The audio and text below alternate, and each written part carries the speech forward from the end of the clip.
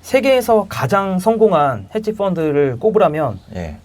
여러 가지가 있을 것 같은데 가장 운용액이 높은 이제 펀드도 가장 성공적이라고 할 수 있잖아요. 네. 그래서 레이 달리오가 세계 최고로 성공한 헤지 펀드를 이제 이끌고 있는 사람이에요. 그래서 세계에서 뭐 가장 유명한 투자자 하면은 손꼽히는 사람 중에 한 명이고 제가 원래 이제 투자를 공부를 하려고 하다 보니까 네. 좀 사람에 집중해서 공부하는 게 좋겠더라고요. 그래서 뭐 워렌 버핏도 사실 좀 많이 공부를 해봤고 네. 뭐 피터 린치라든가 유명한 투자자들 많으니까 네. 하나하나 공부를 해봤는데 사실 이제 그 버핏이 무슨 이야기를 하는지를 제가 실천에 옮기기가 너무 어려운 거예요.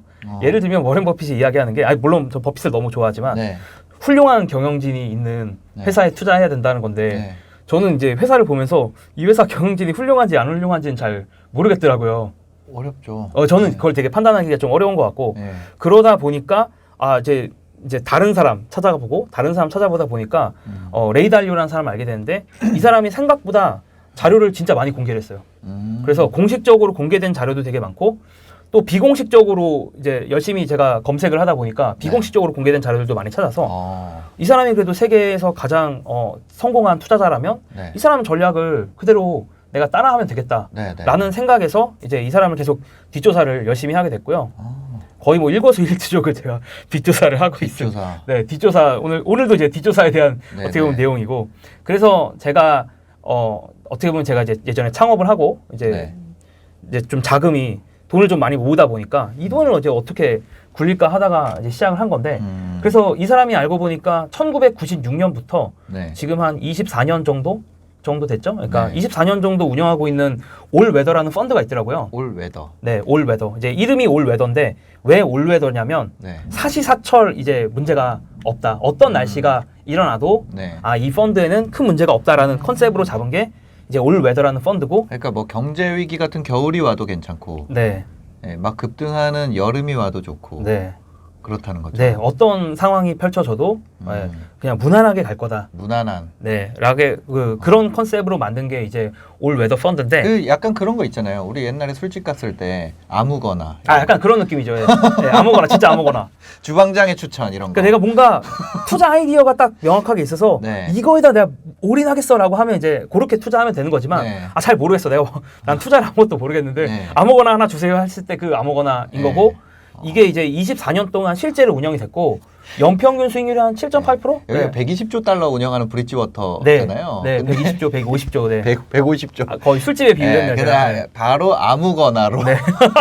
아무거나 펀드. 네. 네. 아무거나 펀드죠. 네. 네. 그래서 아무거나 펀드인데 네. 이게 이제 자료가 감자튀김의 비율과 이제 네. 그 닭튀김 비율, 햄버거의 비율, 예, 케찹 얼마나 뿌렸는지 네. 뭐 이런 채소의 비율. 그 레시피가 이제 네. 연구를 하신 거라는 거 네, 아니에요? 레시피를 이제 일부 힌트를 리포트를 계속 보다 보니까 네. 대충 어떤 느낌인지 알겠던 것도 있고 그 다음에 이제 네. 막 제가 약간 컨피덴셜한 자료도 어떻게 구글링 하다 보니까 네, 나오더라고요. 네. 이제 이 회사가 영업한 자료들이 좀 있어요. 네네. 그래서 그런 자료들까지 좀 보면서 많이 공부를 했는데 그 레시피에 대한 이야기들을 네. 이제 오늘 좀 할 겁니다. 네.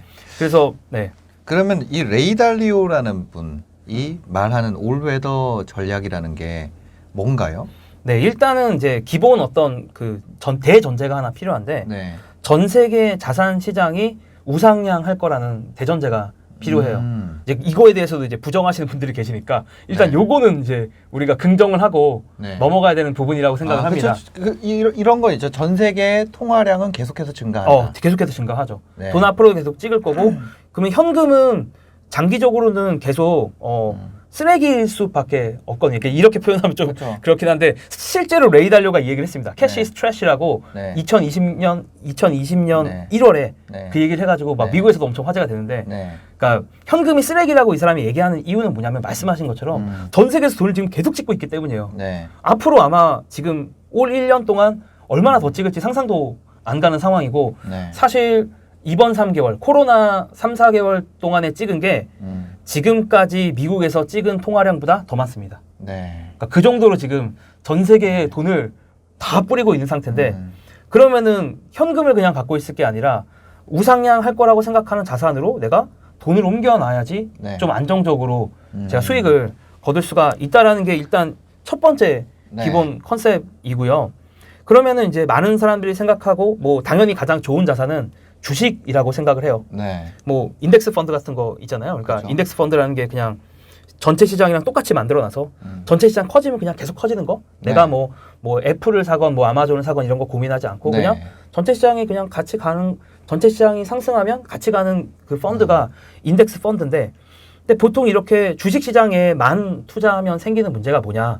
주식 시장에만 투자를 하면 이제 가끔 반토막이 나고 사실 3월에도 물론 결과적으로는 3월에 스무스하게 넘어갔다라고 생각할 수도 있지만 사실 제 주변에서 3월에 그 하락장 맞고 아마 고점 대비 20% 30%막 이렇게 떨어졌는데 그죠, 그죠. 그때 파신 분들 많거든요. 그렇죠. 그러니까 사실 팔았기 때문에 거래가 된 거기도 하고 네, 네. 그때 던지신 분들도 사실 되게 많아요. 거래량도 굉장히 많았죠. 네, 그 당시에 네, 거래량 맞아요. 되게 많고 네. 그러니까 아무리 내가 전 세계 주식의 우상향을 믿어도 갑자기 내 계좌가 마이너스 30% 이상 떠 있으면 네. 저는 어떤 그 건강한 멘탈로 내가 투자할 수 없을 거라고 생각을 해요. 그러니까 네. 힘들 것 같아요. 저는 마이너스 30% 계좌에 떠 있으면 네. 뭐 아닌 분들도 있겠지만 네. 그래서 이렇게 주식이 가끔씩은 반토막 혹은 30%씩 떨어지니까 네. 주식만 넣으면 안 되겠다. 이제라고 생각해서 갖고 온 게 채권이에요. 네. 네. 뭐 채권은 제가 이따가도 더 얘기를 많이 할 거지만 일단 일반적인 채권에 대해서 이야기를 하자면 네, 네. 그 주식이 상승할 때는 채권이 사실 별로 재미가 없어요. 왜냐하면 채권은 안전자산이거든요. 네. 근데 만약에 올해같이 만약에 경제 위기가 터져 그러면은 주식이 막 급락할 때는 사람들이 안전자산을 찾게 되거든요. 네. 여기서 말하는 그 회사채가 아니라 국채를 얘기하는 거죠. 미국 예, 국채. 예, 예. 네, 미국 국채를 얘기하는 네, 거고. 그래서 사람들이 다 미국 국채를 위기가 터질 때는 미국 국채를 찾습니다. 그래서 네. 미국 국채 가격이 올라가기도 하고 또 하나는 뭐냐면 금리 인하를 보통 하게 되거든요. 네. 중앙은행이 네, 네. 경기가 너무 안 좋으면 사람들 보고 돈을 더 많이 빌려가라고. 왜냐하면 금리가 너무 높았으니까 뭐 이번에도 한 2.5%? 그러니까 미국 금리 제가 아마 전체적으로 설명하는 게 거의 다 미국 시장 기준일 거예요. 오늘은. 네, 네, 네. 근데 미국 금리가 이제 지난번에 금리 인하하기 전에 2.5% 정도 됐었는데 네. 기준금리를 0%로 제로금리로 낮췄거든요. 네. 그럼 돈을 더 많이 빌려가라고 하는 거고 사실 금리가 인하되게 되면 채권 투자자 입장에서는 되게 이득이에요. 그렇죠. 네, 이거를 이제 약간 이해하기가 어려워서 조금 설명을 살짝만 해보면 네. 그러니까 채권 투자자 입장에서 금리 인하하는 게 왜 좋냐면 사실 채권을 그 마치 채권 사는 걸 적금 투자에 비유할 수 있다고 저는 생각을 하거든요. 네.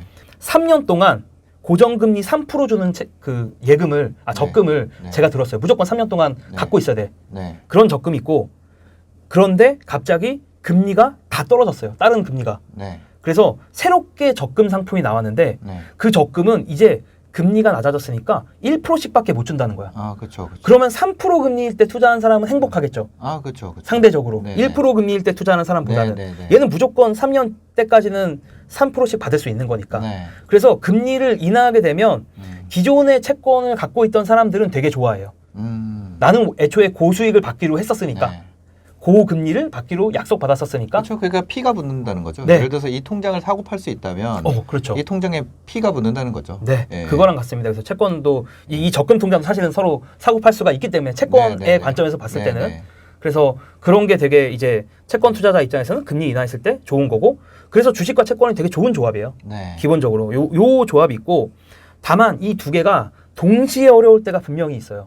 그럴 때가 이제 1970년대 네. 그 오일 쇼크 갔을 때 네. 그때는 이제 오펙에서 문제가 생겨가지고 석유를 갑자기 감산하고 이런 이슈도 있었지만 사실은 또 근본적으로 생각해 보면 이거예요. 이제 원래는 미국 달러가 금이랑 달러랑 금이랑 1대1로 1대1이라고 표현할 수는 없고 네. 달러랑 금이랑 이제 약속된 비율로 약속된 비율로 네. 바꿔줬었어요. 네, 네. 근데 이렇게 바꿔주다가 미국이 이제 베트남 전도 하면서 막 돈을 계속 써야 되고 막 네. 이러니까 프랑스가 와서 내놓으라고 하는 거야. 다른 나라들이 와서 나 달러 줄 테니까 금으로 바꿔줘. 그쵸. 또 다른 나라 와가지고 달러 줄 테니까 금으로 바꿔줘. 미국한테 계속 야 너네 진짜 돈 이렇게 찍어내도 괜찮아? 다른 국가들이 다 의심을 하는 거예요. 네. 그래서 미국의 닉슨 대통령이 1970년대 초에 미국의 닉슨 대통령이 배째라 이제 나는 돈 안 준다. 야 금 안 줘. 이제는 금으로 더 이상 우리 못 바꿔주겠다. 예. 이제 이렇게 이야기를 하면서 쇼크가 터졌고 그때부터 미국도 통화량이 확 증가했어요. 통화량이 증가하다 보니까 그때 갑작스럽게 통화량이 증가하고 또 그 오펙 쪽, 그러니까 석유를 이제 수출하는, 네. 석유를 생산하는 그쪽 그 기구에서도 좀 이슈들이 생기면서 그 원자재 값이 정말 말도 안 되게 상승했었고 네. 원자재 값이 말도 안 되게 상승하니까 그때 이제 이렇게 생각하시면 돼요. 내가 물건을 원래 갖고 와서 팔아야 되는데 네. 물건 값도 너무 올라가고 이 물건 값을 잡기 위해서 정부가 금리도 인상을 해버리네. 네. 그러니까 사업하는 사람들은 완전히 미치겠는 상황이 된 거예요. 네, 그래서 주식들이 그때 미국의 웬만한 중소기업들이 정말 많이 파산했고 그 주식과 채권을 갖고 있는 사람들한테는 정말 최악의 시기였어요. 네, 둘 다 최악의 시기였는데 이때 좋았던 게 뭐냐? 금이랑 원자재. 그러니까 실물 자산들이 그럴 때는 훨씬 좋아져요. 상대적으로. 네, 상대적으로도 그렇고 이게 가격이라는 게 그렇지만 네. 모멘텀이 한번 붙기 시작하면 네. 사람들이 이거 좋나 보다. 금 그쵸. 좋나 보다 생각하면 사람들이 금을 다 사는 거예요. 그래서 그때 금의 슈팅이 수익률이 나오는구나. 연평균 네. 1970년대 금 수익률이 연 30%. 연 30% 수익률이 나온 적이 있어요, 금이. 네. 그래서 그렇게 미친 듯이 올라갔고 뭐 원유값 말도 못하죠. 막 1, 2년 사이에 막 4-5배씩 뛰었으니까 원유값도. 네. 그러니까 원유랑 막 금값이 진짜 뭐 하늘 높은지 모르고 치솟았었던 그런 시절. 그게 오일 쇼크죠? 네. 오일 쇼크 뭐 1차, 2차 오일 쇼크가 네. 있고 뭐 그래서 이때를 뭐 이따가도 잠깐 얘기하겠지만 스태그플레이션의 시대라고도 네. 얘기를 해요. 그래서 스태그네이션이라는 경기 침체, 네. 그다음에 물가 상승 인플레이션. 그래서 네.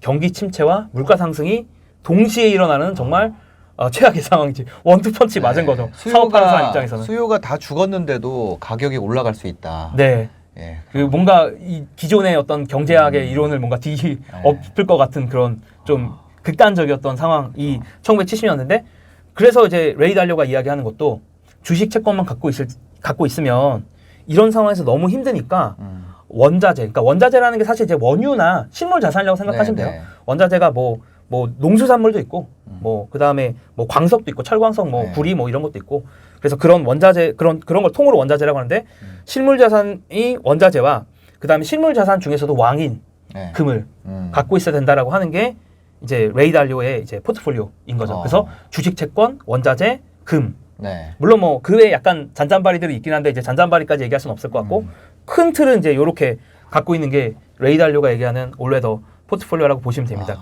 근데 이제 사람들이 많이 네. 사실 투자라는 게 우리가 보통 이렇게 잘 안 하고 보통 어떻게 하냐면 애플이 실적이 좋을 것 같으니까 혹은 테슬라가 실적이 좋을 것 같으니까 이번에 실적 보면서 그냥 막 몰빵 막 이렇게 한다든가 네. 사실 이제 그렇게 투자하시는 분들도 있잖아요. 그러니까 네. 그 어떤 미래의 시장을 이제 예측하고 네. 그 예측에 맞춰서 투자를 할 수도 있는데 그렇게 투자하는 게 점점 어려워진다는 거예요. 네. 왜냐하면은 지금 이 시장에 너무 전문가들이 많아졌어.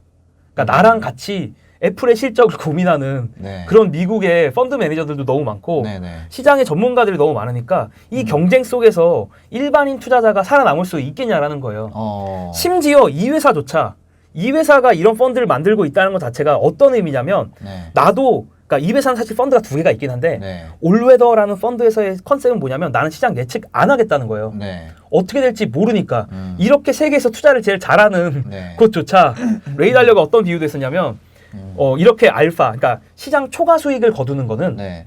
그러니까 금메달 따는 것보다 힘들다. 내가 안다. 내가 40년 동안 해봤으니까 아는데 이분 한 40년 50년 해봐서 아는데 네. 이게 라떼이스 홀스인가? 네. 어쨌든 약간 라떼는 말이야 이거 너무 어려웠다 투자가. 그래서 네. 그래서 그런 수익률들을 계속 보면 뭐 여러 가지 논문들도 있지만 네.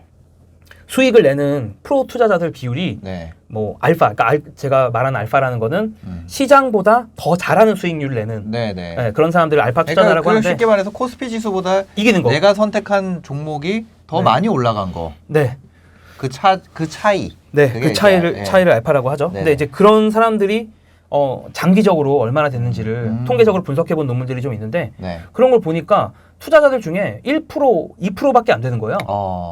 그러니까 그럼 내가 만약에 상위 1% 안에 꾸준히 들 자신이 있으면 이런 알파에 투자를 해도 되는데 네. 제가 느끼는 거는 우리가 할 일이 너무 많고 맞아요. 사실 맞아요. 일이 너무 많잖아요. 네. 회사 다니는 것만 해도 사실 일이 너무 많은데 그 내가 회사 일 집중해도 지금 모자른 상황에서 네. 투자를 위해서 너무 많은 이렇게 시간을 쓰는 게 프로들과 경쟁하는 게 맞냐라는 거죠. 네. 그래서 이 그 레이 달리오의 투자 방식은 사실은 시장 초과 수익률이 아니고 시장 수익률을 추구하는 투자예요.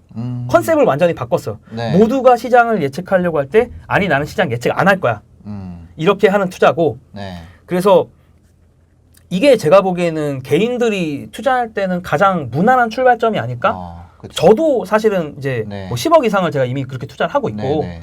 그러니까 개인들한테는 가장 무난한 출발점이라고 생각이 드는 거죠. 저도 아무거나가 딱 맞네요. 네, 아무거나요. 어떤 메뉴가 제일 맛있을지 모르겠어. 다 주세요. 네, 적당한 비율로 네, 알아서 주세요.